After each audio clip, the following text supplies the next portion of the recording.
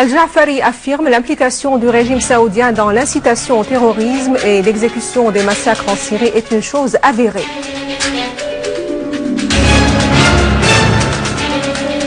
L'armée irakienne poursuit sa campagne pour déraciner le terrorisme et détruit 60% de la capacité des combattants du dit État islamique en Irak et au Levant. Les discussions russo-américaines à Moscou débouchent sur la conviction que la crise syrienne ne pourra être résolue que par les voies diplomatiques.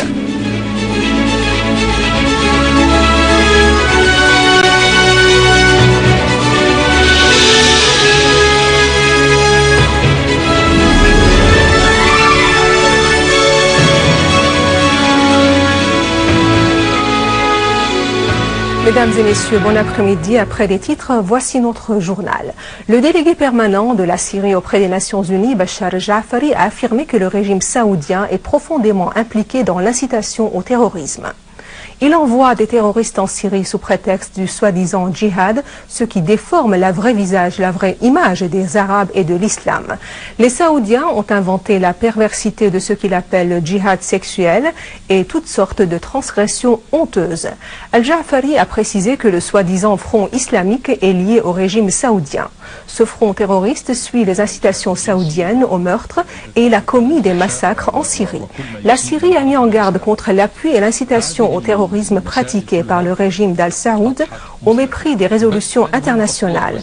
Nous avons envoyé depuis le début de la crise plusieurs lettres à l'ONU et au Conseil de sécurité qui confirment l'implication du régime saoudien dans le soutien au terrorisme et sa responsabilité des massacres commis en Syrie de nombreux groupes terroristes armés. Le pire est que les responsables saoudiens se sont vantés dans leurs déclarations publiques de leur appui en argent et en armes à Al-Qaïda. Ils se vantent de la formation de groupes armés dans les pays voisins pour les envoyer en Syrie. Al-Ja'fari a mis la communauté internationale face à ses responsabilités de lutte antiterroriste. Le ministère russe des Affaires étrangères a affirmé que les participants aux discussions russo-américaines au sujet de la Syrie étaient unanimes que la crise ne pourrait être réglée que par les voies diplomatiques et politiques. Quant à la solution militaire, elle ne pourrait survivre. Et à l'issue des discussions russo-américaines qui se sont tenues à Moscou avec la participation des deux vice-ministres des Affaires étrangères Mikhail Bogdanov et Gennady Gatilov et la secrétaire d'État américaine adjoint pour les affaires politiques Wendy Sherman, le ministère russe a indiqué que l'accent a été mis sur la nécessité d'activer les efforts visant à tenir une conférence internationale au sujet de la Syrie à la date prévue, soulignant que les discussions étaient unanimes, que la conférence aurait pour résultat de lancer un dialogue direct syro-syrien et ce conformément au communiqué de Genève. La partie russe a insisté sur l'importance de concerter les efforts du gouvernement syrien et de l'opposition nationale dans leur lutte contre les groupes terroristes qui menacent l'avenir de la Syrie et la stabilité dans la région. Le membre du comité de la politique étrangère et de la sécurité nationale et dans le conseil de la Choura iranien, Baqir Hosseini, a mis en garde contre le rôle des États-Unis et leur allié Israël dans la propagation du terrorisme dans la région du Moyen-Orient. Hosseini a déclaré qu'Israël et les États-Unis sont responsables de l'expansion du terrorisme en Irak et la Syrie, soulignant que les mêmes terroristes qui ont mené des opérations en Syrie opèrent aussi en Irak. Hosseini a poursuivi que les États-Unis et tous les pays qui soutiennent les terroristes doivent être conscients que les implications et les conséquences de cette crise vont se répercuter sur eux. Des terroristes de différentes nationalités ont été abattus par l'armée arabe syrienne qui est prête à faire face à toute trahison qui menace la terre de la Syrie. L'armée arabe syrienne fait face aux terroristes provenant de plus de 83 pays arabes et étrangers et soutenue par les wahhabites d'Al-Saoud, axe de la discorde et du mal. Le nombre de terroristes de nationalité saoudienne a atteint plus de 800 mercenaires appartenant à la doctrine wahhabite propagée dans le monde sous différents noms et qui sont liés à des références religieuses fictives. Les noms des terroristes afghans, tchétchènes, libyens et français s'accumulent jour après jour, y compris les terroristes Faisal al-Qahtani, Bandar al-Zahrani, Abdul Karim Al-Zaïd et d'autres de nationalité saoudienne, les terroristes Abu Abdurrahman, Walid Al-Sheikh, Abu Khalid, Abdel Nasser Ahmad Al-Mugharbel, Mohannad Al-Droubi et Bilal Al-Khadro de nationalité libyenne, outre le mercenaire de nationalité jordanienne Mohamed Al-Hirari, un des chefs de Jabhat al-Nusra liquidé par l'armée arabe syrienne à Daraa. S'ajoute à cette liste le terroriste français Abu Abdurrahman qui s'est fait exploser dans le village d'Oum al-Amd à l'est de Homs et le terroriste belge Abu Sara soutenu par les régimes de la Turquie, d'Israël, d'Arabie Saoudite et du Qatar. Ces mercenaires, d'où qu'ils viennent, seront éliminés par l'armée arabe syrienne qui fait face en toute fermeté à la trahison et au terrorisme.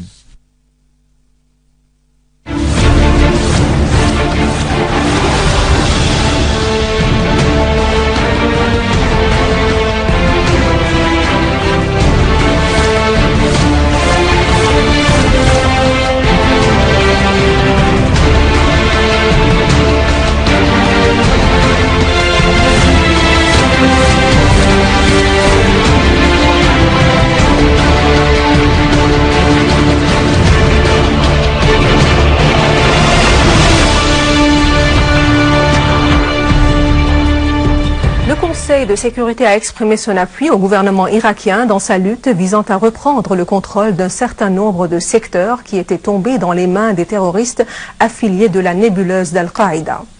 Dans un communiqué, le Conseil de sécurité a incité les tribus et les responsables locaux ainsi que les forces de sécurité dans la province d'Al-Anbar à poursuivre le déploiement et à renforcer leur collaboration contre la violence et la terreur, mettant l'accent sur l'importance d'établir un dialogue national et une unité nationale. Le ministre libanais des Affaires étrangères et des expatriés au gouvernement chargé d'expédier les affaires courantes, Adnan Mansour, a affirmé que la position du Liban était basée dès le début sur la non-ingérence dans les affaires syriennes et dans les affaires de tout pays arabe. Mansour a indiqué que l'équipe du 14 mars était la partie qui s'était ingérée ouvertement en Syrie en appelant à faire tomber l'État syrien, soulignant que le Liban n'était pas à l'abri des projets de dissension et de combats qui sont tramés contre l'Irak et la Syrie, estimant que ce qui est tramé contre ces deux pays sera tramé ultérieurement contre le Liban. En Turquie, le Haut Conseil juridique, la plus haute institution du pays, a qualifié d'inconstitutionnel le projet de réforme du système juridique présenté par le gouvernement turc. Le Haut Conseil juridique a estimé que ce projet vise à renforcer le contrôle du gouvernement sur le pouvoir judiciaire et agit contre son indépendance. Le Conseil a expliqué dans un communiqué que ce projet de réforme viole le principe même de l'état de droit. Il a dénoncé cette démarche du gouvernement alors qu'il est secoué par un profond scandale de corruption politico-financier depuis plus de 3 semaines. Ce journal est ainsi terminé. Je vous en rappelle les principaux titres. Al-Ja'fari affirme l'implication du régime saoudien dans l'incitation au terrorisme et l'exécution des massacres en Syrie est une chose avérée. L'armée irakienne poursuit sa campagne pour déraciner le terrorisme et détruit 60% de la capacité des combattants du dit État islamique en Irak et au Levant. Les discussions russo-américaines à Moscou débouchent sur la conviction que la crise syrienne ne pourra être résolue que par les voies diplomatiques. Et à la fin, je vous rappelle que vous pouvez consulter notre site internet syriaonline.sy pour revoir ce journal et davantage d'informations. Merci et au revoir.